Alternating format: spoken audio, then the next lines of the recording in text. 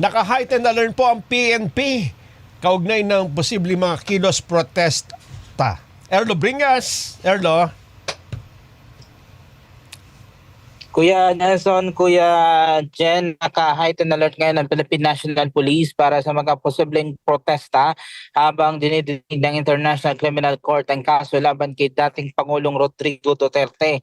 Ayon kay PNP Chief Jose Melencio Nartates Jr., lahat ng mga pulis ay nakahanda at pinomonitor ang mga posibleng malaking pagtitipon para masigurong maayos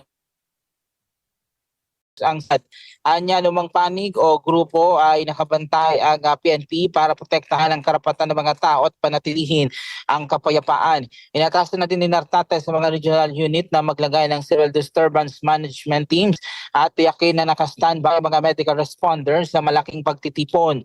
Bagamat iginit ang paggalang sa karapatan ng tao na magpahayag ng kalobin, sinabi ni Nartates na prioridad pa rin ang kaligtasan ng publiko. Maximum tolerance daw ang pairali ng PIG, ngunit tinatasan ng lahat ng mga pulis na manatiling profesional at sumunod sa batas.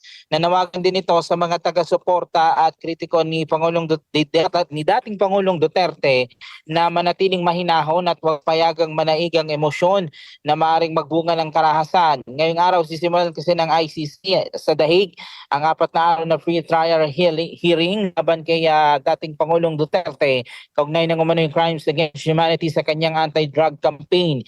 Dito papasyahan kung ang ebidensya ay magiging para ituloy ang paglilitis. Yan muna na latest Erlo Bringas para sa 100% balita.